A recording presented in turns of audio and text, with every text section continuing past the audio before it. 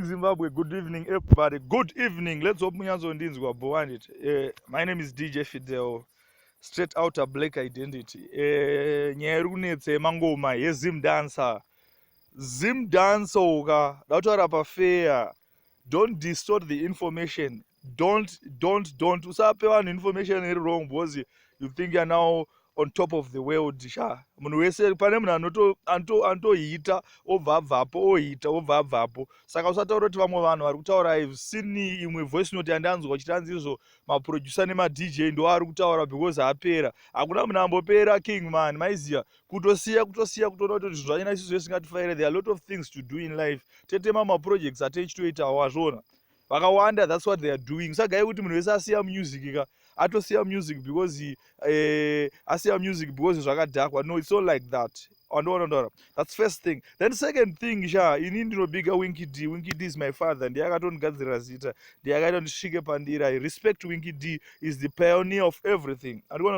Tichitaura manje nenyaya yemaridhim. Maridhim akatanga kudhara king. Kuno kukwekwe kwaitove nekwekwe ridhim. Wanzwa raive nesong imwe yapopcorn yeshairira paRadio 3 kwaedza muZimbabwe chachipata kumhanya kwese kwaive nemasvingo ridhim ine munhu akanzisa kugadzira mabhits nekurekodha ainzi Apa Zingoni.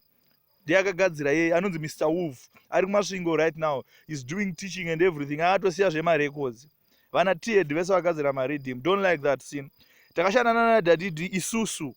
I'm the first person, last person wekuinza Daddy distress mukwekwe. Saka history music musanye kuidistort handidi hangu zvekutaurisa zvakawanda. If you go by YouTube, you check pane video rakauploadwa musi wa 12 March 2012 inonzi Zim Dance to the World. Ndinakanyora song iyoyo wanzwa yakaimbwa nemufananzi Loud H nemufananzi Fire Ewo yainzi King Sound vari 2. We did that song kuMozambique. I'm the first and last person wekuisa maartist kuMozambique kuti azoperforma. Anzwa kunotaurwa Portuguese. Ndakaendesa Badman, ndikaendesa Lady Squad, ndikaendesa Freeman. Hakuna mumwe munhu akaita Zim Dance show kuMozambique. But kusiya zvemangoma too much zvemangoma is for a reason. Takutotarisawo zvimwe zvinhu zviri different. But isusu patinotsika unonyatsozviziva kuti tinotsika chapu. Ndakaita maridhim inini 2010 ndakareleasa ridhim rainzi Bazooka Rhythm. Raiva nana Digital Shame, rairira kana Downtown kwese. Ndikaita rhythm rainzi Bad Breed, ndikaita a lot of rhythm. Pane rinonzi Warning Rhythm, rakaita Anthem. Kana uchinyatsozama ngoma chaicha pane song yaFreeman inonzi Maghetto Youths. Rakarira even kusvika kulevel remama rhythm amunoti akapenga yaya. Ndikagadzira rhythm rainzi Extravaganza. Rina song yaSquanda yakaita Anthem Zimbabwe yese yainzi Rudo. Ndo zvandiri kutaura. Then inini ndakazodzoka muno muZimbabwe. Tikabva taenda kwainzi izvo kuDZ.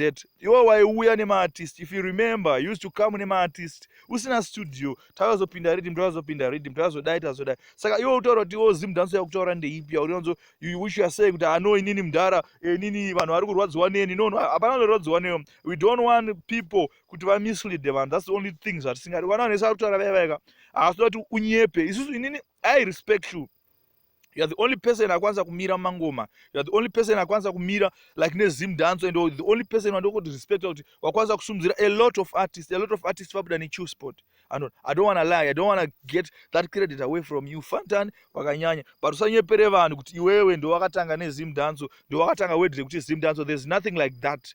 There was Zim Dance before you. There was rhythms before you. We used to compare my rhythm. Akapenga akadziya long time. The biggest reggae song ever muZimbabwe, reggae conscious song ndeyaFreeman inonzi Ndega. Kana pana anopikisa ngaandiudze kuti pane imwe song inoimbwa iri pa live show vintage. That song was done 2012 ever. Ukatsvaga song yereggae yakadziya stereki uchazoona kuti song yandiri kutaura iyo ndo yakaipa ndakaiita. Saka izvozvo hatinei nazvo. Handisi kuti ndakadziya ina ndambodziya bosi ndatopera sematauriro amuri kuita kuti tiri kurwadziwa. No, hatisi kurwadziwa. Can you please give people information chaiyo yakakwana kuti Nubu aita nezvei. There was Nubu, isusu takatozobatana naNubu ana Sunshine vese. Paiva nana Chill for Real. There are a lot of people varipo before you. Asitara zvekumashure ka. Tara zvepapa dhuze apa. Pane umwe muchinde wekuchitungwiza wandoziva anga akadziya airova mahardcore ainzi Critical. Critical is bad. But kusiya kwaakaita kusoti apera hakuna munhu anopera. Azviite maartist kana chingouya hapere bhozi kagadzira biti rinongoimbwa. Mabhitsi akawanda munongogadzira vanhu vakawanda akafanana. Saka hapana munhu anonzi apera. Inini wedhiro rekuti vanhu apera ndo razondibata ndiite video rinoyo. You understand zvandoza moto. At the same time, pane level rekuti kana wasvika humble yourself too much. Just try humble yourself because chimuti, tinotambidzana chimuti. At the same time things they change here and there. Urikuona? And at the same time imagine kuti vanhu vangane vari kuti Fantani akanganisa. You are removing yourself from people. Hapana chokwadi chauri kutaura waona. Hauna chokwadi chauri kutaura. Fantani uri mufana wangu unyanzozviziva zvandiri kukuudza kuti you are distorting information. Hauna kutanga Zim Danso. Chewsport haina kutanga Zim Danso. But yasimba neZim Danso yakwanisa kuchengeta that Zim Danso. Kwaiva nana Gun Hill. Kumbare kwaiva nemuchinda aigadzira maridhim kudhara kwese ainzani DJ Tina, I Spy unomuziva anonzi naWinky D paridhimu rimwe panonzi I Spy. You have to understand zvandiri kutaura. Sorry henyu ndataurisa but it's too much.